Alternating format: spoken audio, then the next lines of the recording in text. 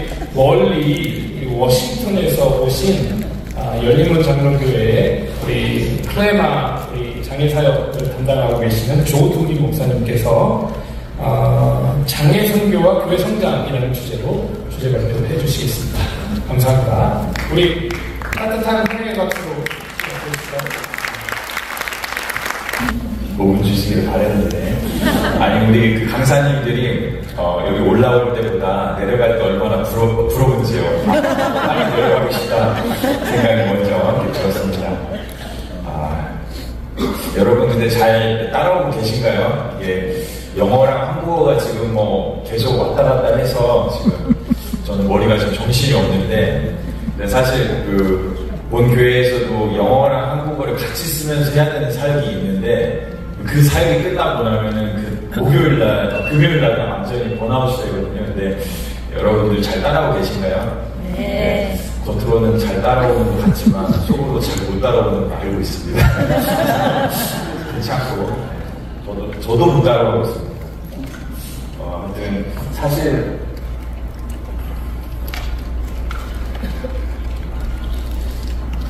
이걸 띄면 되나요?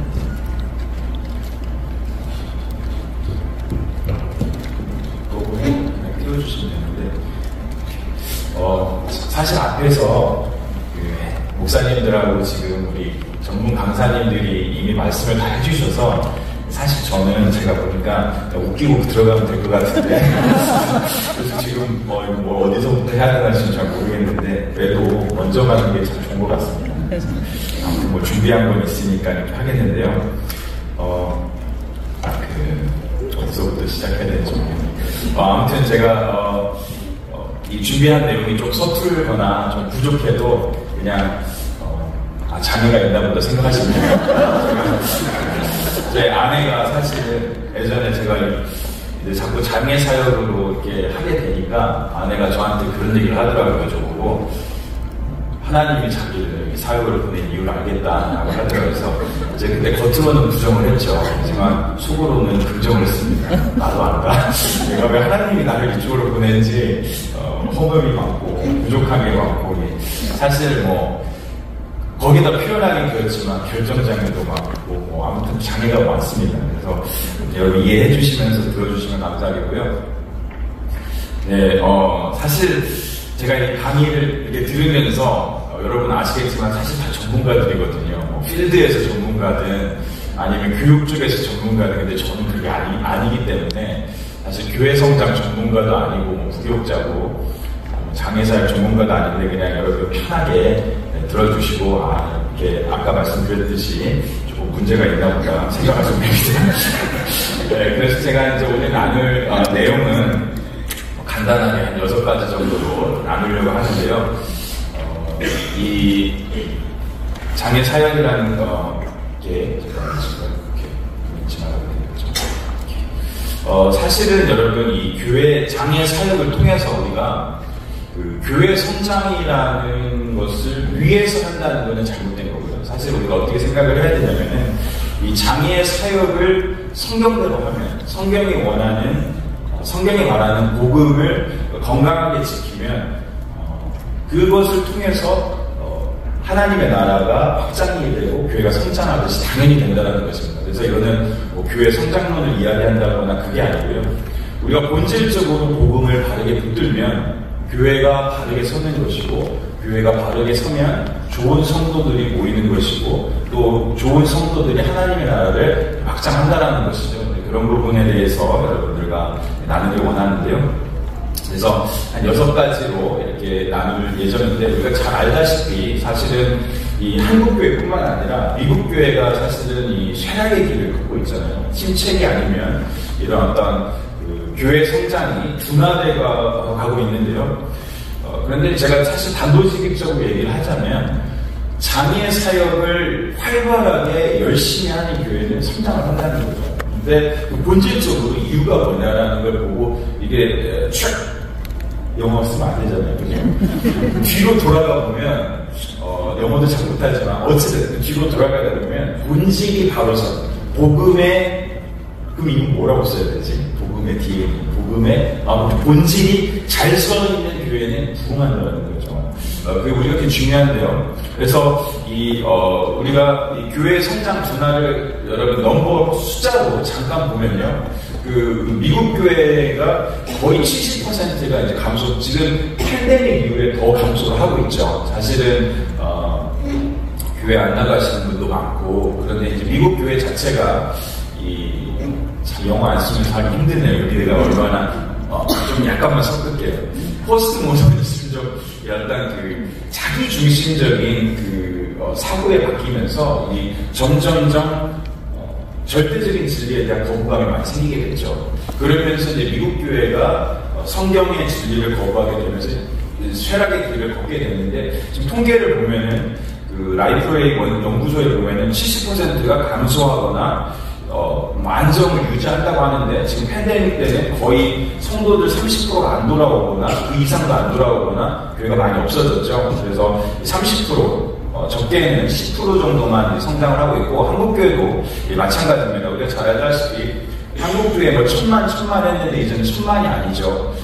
그게 안 된 게 이제 올해가 됐고, 한 2023년 기준으로 771만 명이라고 했는데, 지금 이제 교회 출석자는 거의 500만 조금 넘고, 안 나가 성도, 가난한 성도까지 해서 700만, 800만을 얘기할 정도로 교회 성장이 둔화가 되고 있습니다. 그래서 그런 부분에 대해서 우리가 일단은 조금 알고 들어가면 좋겠고요.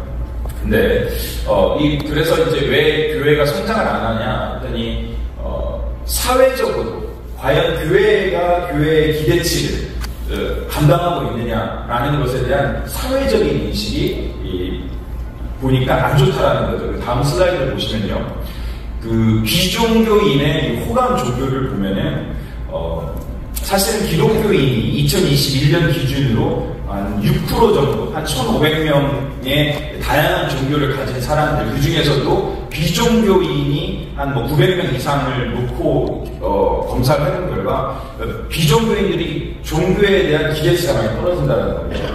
종교가 종교로서의 역할을 못하고 도덕적으로 많이 타락했고, 그 다음에 어려운 이웃을 돌보는 것에서 많이 종교로서 역할을 못한다는 것. 그 중에서 기독교가 가장 낮은 수치를 가질 정도로 이렇게 호감이 없는 종교, 비호감적인 종교가 되어버렸습니다. 그래서 우리가 이런 어떤 전반적인 교회의 둔화와 어떤 개신교의 위상이 추락한 이때에, 그렇다면 우리 장애인의 인구는 어느 정도 이렇게 늘어나가고 있나, 희망이 어떠냐, 그 다음 걸 보면요. 그 다음 슬라이드 보면은 장애인 인구는 어떻게 되고 있냐. 다음 슬라이드 보시면, 미국만 해도 2010년 기준이지만 지금은 이제 더 많을 수도 있겠죠. 하지만 미국은 이제 스펙트럼이 넓지 않습니까? 장애인 구분할 때.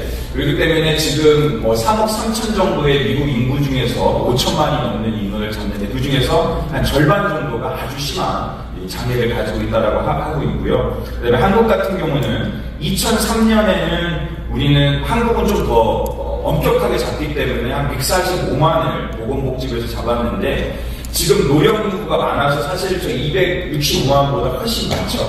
오늘도 어떤 선교사님 봤는데 라고 얘기했는데, 멀쩡하게 생기셨는데 이미 장애인으로 분류되셨다고 이렇게 얘기를 하시더라고요.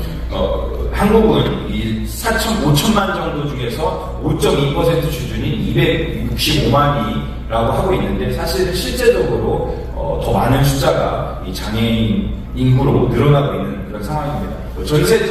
전 세계적으로 봐도 거의 10에서 15%, 전문가들이 이야기할 때 10에서 15% 이상이 이 장애인 인구로 이제 분류가 된다. 그리고 누구도 장애인이 될 수 있고 고령화가 되면서 더 많은 그런 일들이 일어날 거라고 이렇게 이야기를 하고 있죠. 그러면은 이러한 교회는 점점점 줄어들어 가고 있는 이 시점에, 그럼에도 불구하고 장애인들이 이렇게 늘어나고 있는 시점에, 우리가 성경이 말하는 장애인, 성경에서 하나님이 바라보는 장애인에 대한 시각은 어떤 것인가를 통해서 우리가 하나님이 우리 그리스도인으로 부름받은 우리가 어떠한 자세로 장애인들을 돌보고 하나님의 사역을 해야 될지에 대해서 한번 생각해 보면 좋겠는데요. 그래서 사실 우리 목사님이 다 이야기를 하시고 우리 이미 강연에서 얘기했지만 우리가 성경적인 근거를 보면요, 사실 하나님의 기쁘신 뜻대로 하나님이 만든 것 중에 하나님이 한 것 중에 안 좋은 건 없지 않습니까? 맞지 않은 건 없습니다. 그것이 진리죠. 하나님이 기쁘신 뜻대로 만드셨습니다. 우리 장애인도 만들었고 아까도 말씀드렸듯이 다르게 만들었을 뿐이죠. 하나님의 목적이 있다라는 것. 그리고 성경은 분명히 언급하면서 그들을 우리가 돌봐야 될 책임이 있다라고 말씀을 하고 있습니다. 레위기서에 누누이 언급하는 게 그것이죠. 그리고 하나님께서 말하기를 이 성경이 말하는 핵심 진리, 신학의 진리이고 복음의 중심에 있는 하나님 나라의 회복의 중심에 장애인이 있다라고 이야기를 하고 있는 것이죠. 그렇게 이야기를 하고 있고 성경이 말하는 구속사의 핵심인 예수 그리스도가 성경에서 말하는 구약에서의 모든 일들의 성취인 예수가 와서 그 성경의 이야기를 성취한 게 일어났던 복음서에 예수님께서 그 일의 성취를 보이시고 내 일의 중심이 이거다라는 걸 보여줬죠. 그렇기 때문에 교회가 장애인 사역을 안 할 권리가 없는 것이죠. 성경이 바로 하나님 나라의 회복을 위해서 중심에 있는 장애인들을 두셨고 그들을 위한 회복의 역사에 예수 그리스도가 집중적인 사역을 했다는 것이죠. 그리고 그것을 통해서 하나님 나라가 이 땅에 오는 것을 예수님께서 보여주셨다는 것이죠. 그것은 여러분 잘 알다시피 요한복음에 나오는 7가지 사인을 통해서도 여러분 확인할 수 있습니다. 예수님께서 회복해 나가는 과정 가운데 장애인들을 회복시키셨고 하나님 나라가 이렇게 올 것이다. 그리고 내가 다시 올 때 그들이 온전히 회복될 것이고 그것이 하나님 나라의 회복이라는 것을 말씀하고 있는 것이죠. 그래서 우리가 기억해야 될 것은 우리가 이 성경을 통해서 이 장애 사역, 성경이 말하는 장애 사역을 이 복음의 중심에 있는 장애 사역을 감당해야 된다는 것입니다. 그래서 이 복음이 제대로 섰을 때 복음을 통해서 이제 우리에게 가시적으로 보이는 교회는 어떤 교회인가 라는 것에 대해서 선교사이면서 신학자였던 웨슬리 뉴 비긴 그분이 이렇게 정의를 하죠. 교회는 하나님이 택하신 자들이다. 사람들의 관념이나 선호가 아니다. 교회는 소유격이다. 하나님의 소유된 백성이다. 그리스도의 몸이다. 하나님의 성전이다. 예수님께서 세우신 교회, 예수님의 사역의 중심인 장애인 사역이라고 얘기를 하는데요. 그 다음 슬라이드를 잠깐 보시면요. 이렇게도 정의할 수 있습니다. 교회의 본질적 의미는 교회는 무엇보다 주님이 친히 조성하신 가시적 실체로 존재하며 그 실체에 대한 우리의 이해는 부차적이다. 이 가시적인 실체, 곧 그 구체적인 이름과 주소를 가진 남자와 여자들로 구성된 이 공동체가 바로 하나님의 교회다. 다시 말하면 인간의 관념으로 우리가 정의할 수 없다는 거죠. 인간의 관념으로 정의한 사람들이 원하는 어떤 특정한 사람들만 모이길 원하고 그 사람들끼리 그룹화하는 그것이 교회가 아니라 하나님이 택하신 자들이 모여서 그것에서 누구도 구원이라는 복음에서 예외되지 않는 이들이 한 곳에 모이는 그 복음의 중심 메시지를 가진 것을 통해서 가시화된 교회를 이루어가라고 하나님께서 얘기를 하는 것이죠. 그것이 우리의 사명일 줄 믿습니다. 그것을 레슬리 뉴 비긴이 잘 이야기를 했다라고 합니다. 하지만 우리 완전하지 않은 교회들은 정말로 인간의 관념에 따라서 교회가 이렇게 만들어져 가고 있고 잘못된 어떤 교회의 어떤 그런 모습들이 있는 걸 보면 우리가 좀 안타까워할 수 있는데요. 그래서 우리가 회복해야 될 것은 우리 교회가 장애인을 품지 않는 복음 가운데 있는 것은 그 안교성 목사님이 그 책에서 이렇게 얘기를 하더라고요. 장애인을 복음이 제대로 서 있다면 장애인을 품을 것인데 그것을 품지 못하는 복음이라면 장애가 있는 복음이라고 이야기를 하고 있습니다.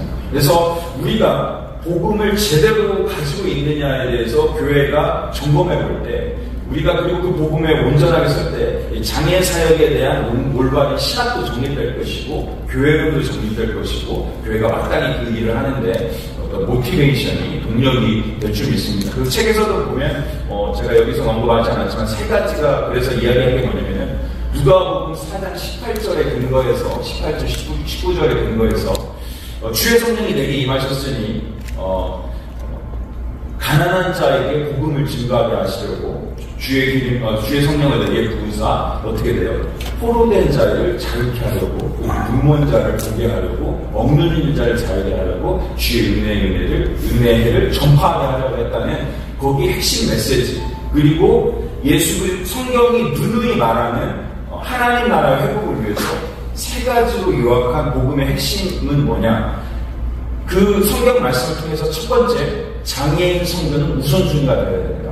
그 다음에 중요한 거는 장애인을 통해서 인간 모두가 인간의 의로 구원받을 수 없는 것을 장애라는 메타포를 통해서 하나님께서 인간이 구원을 얻을 수 없는 것에 대한 복음의 바른 이해를 준다라고 이야기를 하고 있고, 마지막으로 그것이 우리 삶으로 실제화가 된다는 거죠. 하나님 나라의 회복이 장애인이 받는 하나님 나라의 회복의 중심에 있는 장애인에게 복음이 증거됨으로 말미암아서 하나님 나라가 이 땅에 실제된다는 것을 그 복음의 메시지에서 보여준다라고 안규성 목사님이 이야기를 합니다. 그렇기 때문에 우리가 복음을 온전히 붙들고 복음의 본질을 이해하고 그것이 삶에서 실제가 되도록 우리가 노력하는 삶을 살아야 되는 것이죠. 그래서 우리가 장애인 사역 그러면 조금 구체적으로 우리 교회들이 어떤가 잠깐만 살펴보자면요.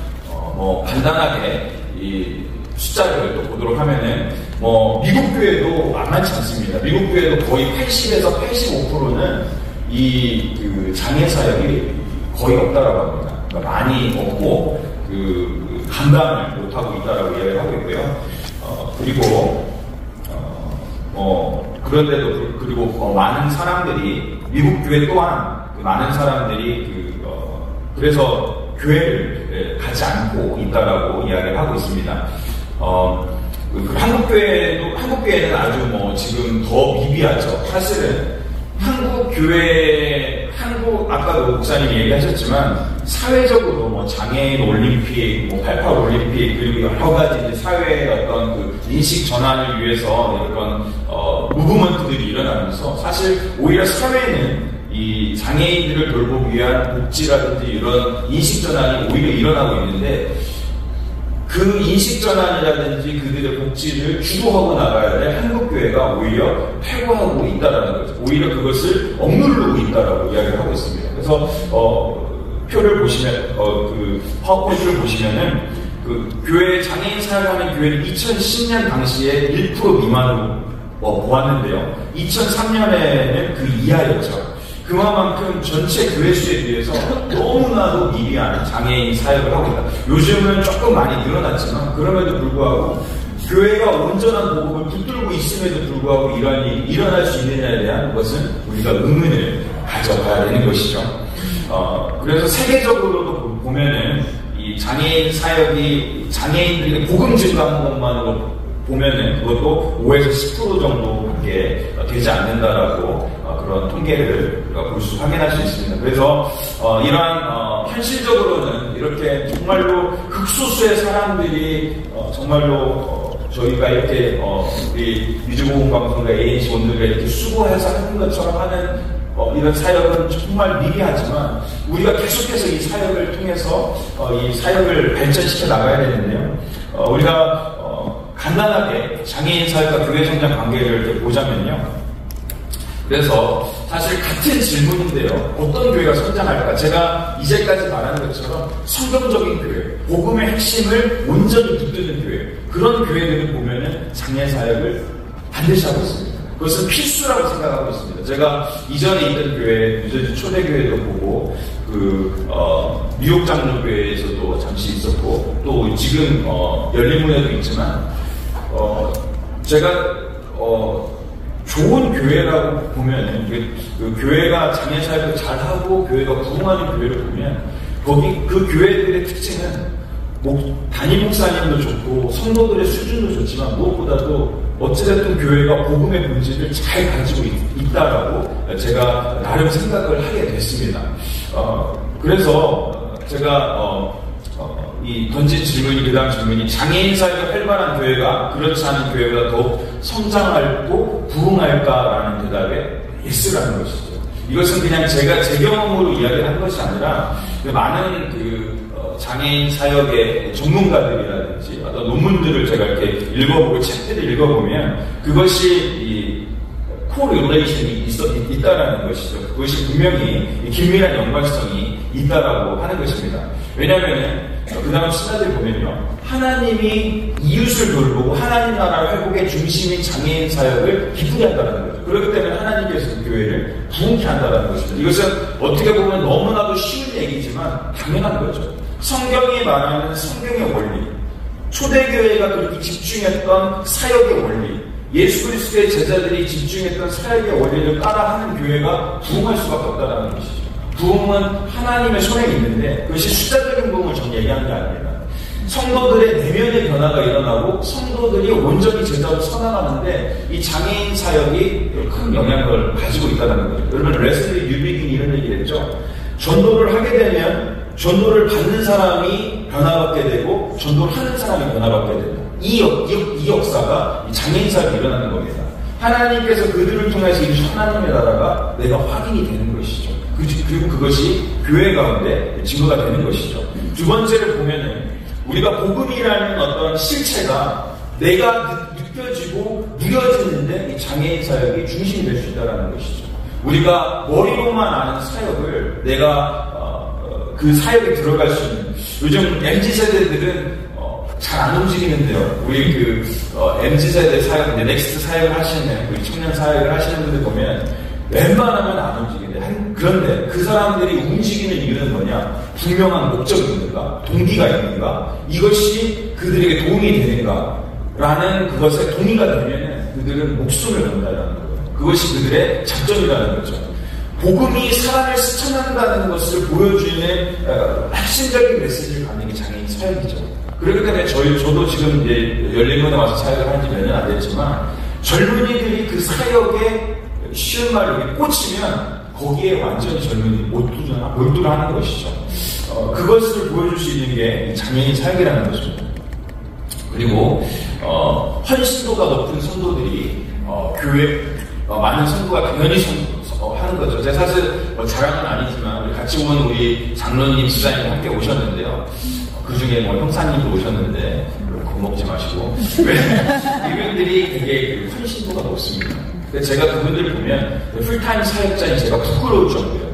끝나서 여기 와서도 교회 문 열어주라는 그거 계속 열어주시고 아무튼 그분들이 사회에 가면 다 이렇게 높으신 분인데 교회에 와서 헌신도가 높으니까 성도들이 보고 또 다른 사람들이 와서 그걸 보고 또 같이 성장을 하게 되는 거예요. 이것이 선순환이 일어나는 거죠. 좋은 역사에 선순환이 일어나는 것이죠. 그러니까 하나님 안에서 정말로 복음 안에 올바르게 써서 하나님께서 이렇게 할 때 이 사역을 감당할 때 이 하나님께서 그런 교회들을 이거는 당연하게 성장시켜 준다라는 것이죠. 제가 아까도 말씀드렸듯이 이거 숫자적인 성장뿐만 아니라 그것은 차차하고라도 내면의 변화가 일어나고 한 사람이 배를 감당하는 약한 자 강국을 이룬 역사가 일어나게 된다는 것이죠. 그래서 그 다음 슬라이드 보면 한 논문을 보니까 이 목사님이 93년부터 2003년까지 시간은 좀 지났지만 12개의 선교하는 교회, 합독직 교회인데요. 그 교회와 그렇지 않은 교회를 비교했습니다. 그들의 개인적인 신앙 생활은 그럼 어떤가? 그 장애인 선교를 하는 교회, 그 교회에는 헌금, 성경 읽기, 기도, 전도 엄청 열심히 했다라는 거예요. 그리고 그 교회에 대한 만족도, 교회가 교회로서의 역할을 한다는 것만으로도 프라이드를 가지고 사회에 영향력을 갖게 된다는 것, 그것에 만족도를 가진 거죠. 그리고 본인 스스로가 헌신하면서 이 헌신이 잘하게 된 거죠. 세 번째, 장애인 하는 사역과 그렇지 않은 교회는 아주 10년이 지난 이후에 1, 2년 차이 때는 별 차이가 없었지만 큰 변화 있었다라는 것입니다. 그래서 장애인 선교를 하는 교인들의 신앙생활이 더 적극적이고 만족도가 높았고 교인들이 침체 시기에도 성장했고 사회적인 신뢰감을 높였다라고 이렇게 연구에서 말하는 걸 보게 됐습니다. 그래서 제가 이제 한 5분 정도 남았는데요.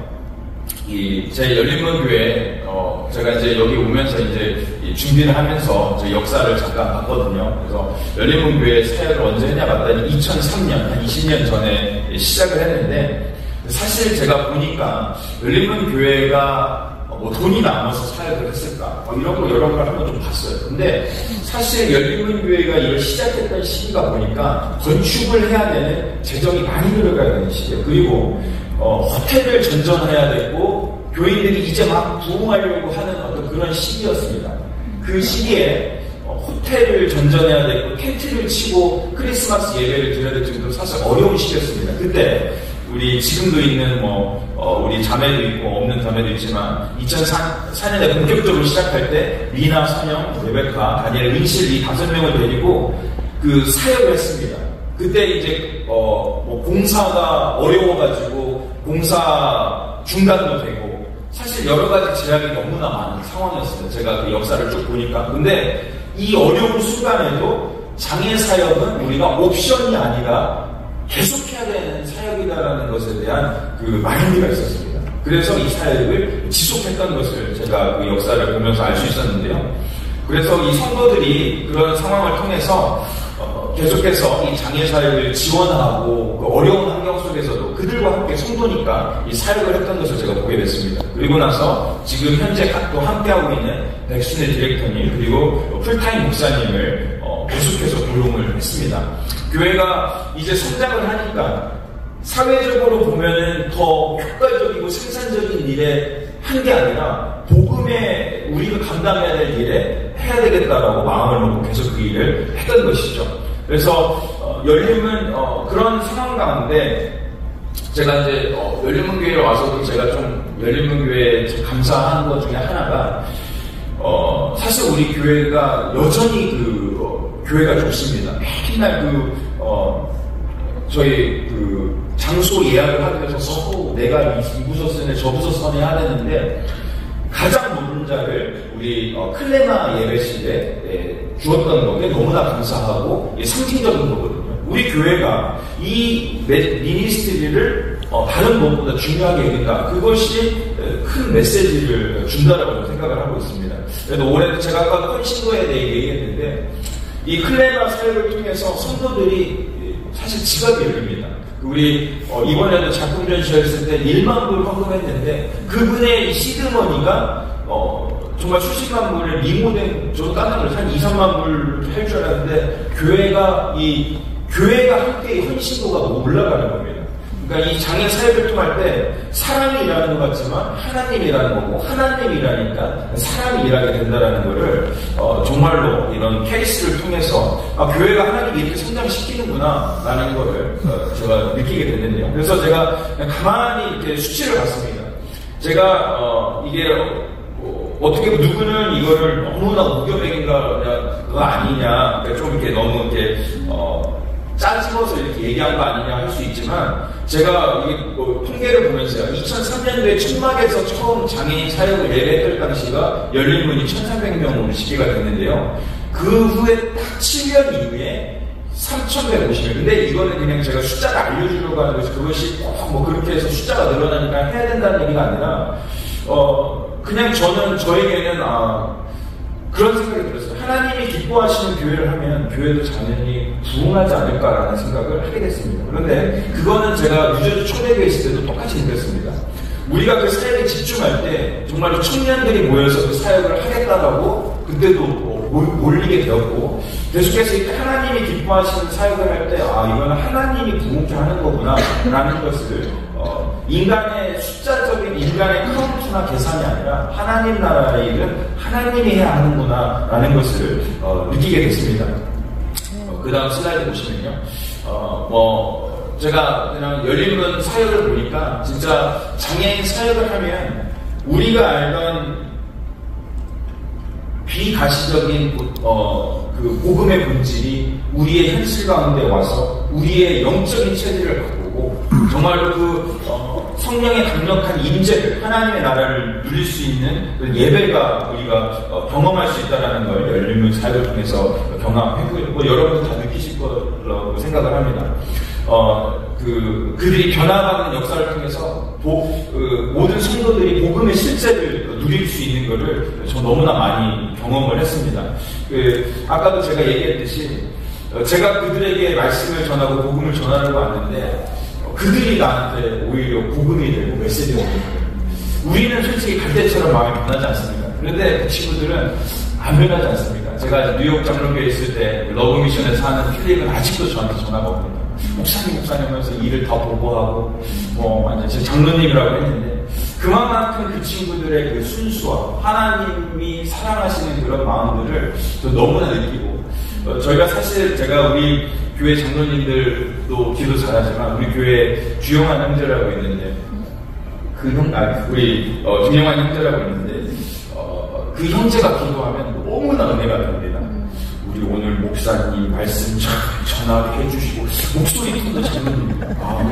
듣기만 해도 내가 열심히 준비하는 거 이렇게 느낄 정도로 그 톤이 장난이 아닙니다. 우리 권사님 아픈 건 낫게 해주시고 이게 보통이 아닙니다. 영성이 이 공동체를 통해서 그 형제 한 명이 기도하는 걸 통해서 같은 봉사자들이 많이 은혜를 받죠. 제가 사실 우리 앞에서 우리 교수님도 얘기했지만 사실 우리 친구들 사역을 별로 안 어려워요. 그냥 가끔 때리는 친구도 있고 하면 그거는 그냥 지나가면 안 되는데 오히려 옆에 있는 그분들 사역이 힘들죠. 봉사자들 사역이 힘들죠. 그래서 우리가 아무튼 하나님이 그 친구들 통해서 많이 변화시킨다. 저 포함해서. 그래서 이런 역사들을 우리가 감당하고 있는 거죠. 그래서 아무튼 우리 봉사자들 와서 문제가 있지 않습니까? 제가 이제 우리 성도들 전화해보면 멀쩡하게 생겨도 다 문제가 있습니다. 그분들하고 이렇게 하면은 와서 다 치료하고 받고 우리가 정말 하나님 안에서 그런 것들을 누리고요. 고등학교 봉사자들은 사실 와서 바로 변하는 것을 기억하지 않습니다. 아까 우리 교수님 얘기한 것처럼 그들이 언젠가 그들이 봤던 그 하나님 나라의 형상을 통해서 언젠가 돌아오고 있거든요. 그것들도 경험하게 되는 것이죠. 그래서 우리가 또 우리 교인들도 마찬가지입니다. 그들이 장애인들이 있음으로 인해서 프레젠트 하는 것만으로 인해서 being ministry, 예수 그리스도가 그 가운데 역사하는 것들이 그들에게 간접적이든 직접적이든 영향력을 계속적으로 전파하고 있는 것이거든요. 그래서 사실은 교회의 DNA가 여기 가운데 있다라고 저는 생각을 합니다. 그래서 여러 가지 이번에도 우리 클레마 주를 통해서 성도들이 다시 한번 그들이 약한 자를 통해서 강국을 위한 하나님 역사를 보게 되고 하나님 나라에 대해 생각해보는 시간을 갖게 됐는데요. 아무튼 우리가 말씀이 별로 맺겠습니다. 이런 우리가 반드시 해야 되는 이 장애인 사역을 하면 교회의 성장이 이루어지는 것이고 하나님 나라를 위해서 복음의 본질을 두드려야 된다는 것입니다. 하지만 우리가 여전히 기억해야 될 것은 아까도 우리가 통계를 봤지만 장애인들이 증가하지만 우리가 아직 레디가 안 됐다는 거죠. 제가 보면요, 우리가 어떤 시설의 준비가 안 되는 것도 많습니다. 그런 하드웨어적인 것도 준비를 해야 되지만 우리가 마음을 먼저 준비를 해야 됩니다. 내가 신학적으로 이해를 하고 내가 복음적으로 이해를 하고 내가 어떤 자세로 나가야 될지 이해가 한참 저를 봐도 그렇습니다. 제가 몇 년 안 했지만 이 사역을 통해서도 계속 고민하게 되고 그런 신학적인 부제를 이번에도 준비하면서 많이 느꼈고요. 우리가 그런 것들에 대한 준비가 많이 필요하고 그 토대 위에 우리가 하드웨어적인 것들을 준비하고 성도들을 준비하는 게 되게 중요하다는 생각을 했고요. 저도 동의하는 부분이 사실은 It's all about senior pastor라는 생각이 많이 듭니다. 시니어 패스터가 얼마만큼 마음을 가지느냐가 사역의 높이를 좌지우지하더라고요. 그래서 담임 목사님뿐만 아니라 전문 사역자 양성 뿐만 아니라 우리가 인식전환을 위해서 나아갈 과제는 많은 것 같습니다. 어쨌든 우리가 장애 사역을 감당하는 자들로서 내가 맡겨진 이때에 복음의 본질을 옳게 붙들고 교회가 욕먹는 이때에 우리가 하나님의 나라라는 건 어떤 것이다라는 걸 교회를 통해서 보여줌으로 말미암아 이 땅에 교회도 세워가고 우리에게 맡은 장애 사역도 잘 감당하는 저와 여러분들 되시기를 간절히 축원드립니다. 예, 고맙습니다.